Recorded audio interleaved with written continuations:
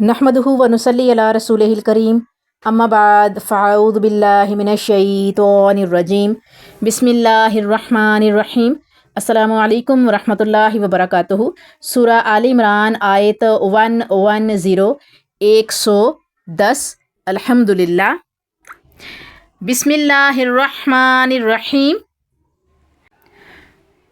कुन्तुम Khaira उम्मतिन उखरिजत लिन्नासि तअमुरूना bill मअरूफि व तनहौना अनिल मुनकरि व तुमिनूना बिल्लाह वलौ आमन अहलुल किताबि लकाना खैरल लहुम मिनहुमुल मुमिनूना व अक्सरुहुमुल फासिकून।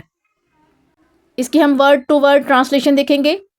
तुम हो खैरा बेहतरीन उम्मतिन उम्मत उखरिजत भेजी गई लिन्नासी लोगों के लिए तअमुरूना तुम हुक्म करते हो बिल मारूफी अच्छे काम का वा और तनहौना मना करते हो अन से मुनकरी बुरे काम वा और तुमिनूना और ईमान लाते हो बिल्लाही अल्लाह पर वा और लौ अगर आमना ईमान ले आते अहलु अहल किताबी किताब अहलुल किताबी अहले किताब लकाना तो था खैरन बेहतर लहुम उनके लिए मिनहुम उनसे अलमुमिनूना ईमान वाले वा और अक्सरुहुम उनके अक्सर फासिकून नाफरमान।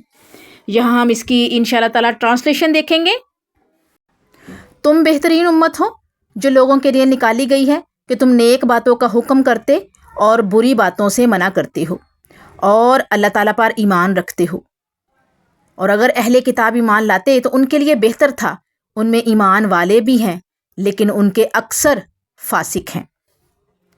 जी, सबसे पहले हम इसका कनेक्शन देखेंगे कि जिसमें उम्मत मुहम्मदिया का मकाम और काम बतलाया गया है।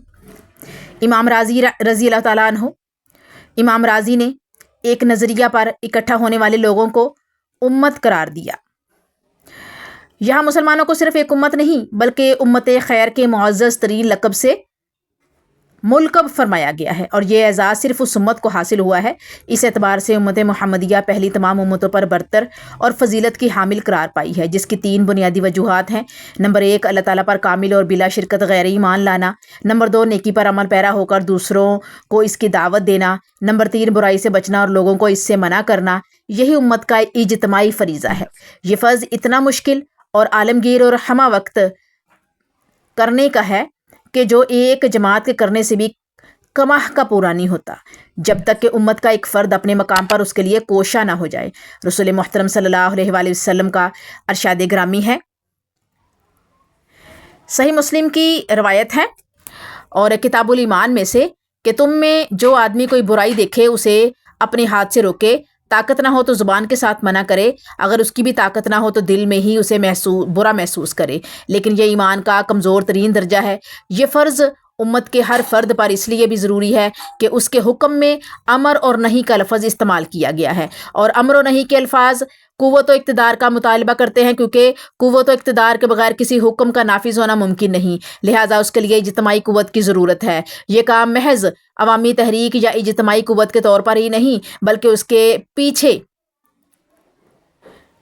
ईमान की रोशनी होनी चाहिए, तब जाकर अकामत दीन का तकाजा पूरा होता है। यहाँ तक अहले किताब का ताल्लुक़ है, अगर वो अपना खोया हुआ मकाम हासिल करना चाहते हैं तो उनके लिए लाजिम है कि वो अल्लाह और उसके रसूल पर ईमान लाते हुए अबलाग़े दीन के काम में लग जाएं। अगर वो ऐसा करें तो ना सिर्फ वो उम्मत खैर में शामिल होंगे बल्कि दुनिया और आखिरत की बुलाई के हकदार ठहरेंगे। उनमें कुछ लोग तो ईमान लाते हैं जबकि अक्सरियत ने नाफरमानी का रवैया इख्तियार किया हुआ है। ऐसे लोग अपनी हर्जा सराई और शरारतों के ज़रिए मुसलमानों को आर्जी और मामूली नुकसान तो पहुंचा सकते हैं, लेकिन मुसलमानों को कामरानी के रास्ते से हटाना उनके लिए नामुमकिन हो चुका है, क्योंकि मुसलमान इत्तेहाद तक़वा और ईमान बिल्लाह की बुनियाद पर ग़ज़वा खंदक के बाद इस लायक हो चुके थे कि अब उन्हें काबिल ज़िक्र नुकसान पहुँचाना उनके बस का रोग नहीं रहा था। इस्लाम के दुश्मन रज़म गाह हक़ व बातिल में میں اترنے کی کوشش کریں گے تو مقابلے کی تاب نہ لا کر پیٹھ پھیر کر بھاگنے پر مجبور ہوں گے، ان کی مدد کے لیے کوئی تیار نہیں ہوگا۔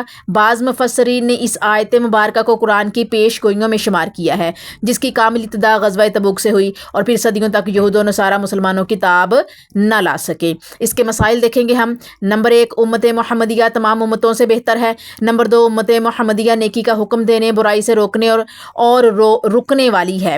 نمبر 3، اہل کتاب ایمان لائے ان کے لیے بہتر ہوگا۔ نمبر 4، اہل کتاب میں ایمان لانے والے تھوڑے، کفر اور فسق و فجور اختیار کرنے والے زیادہ ہیں۔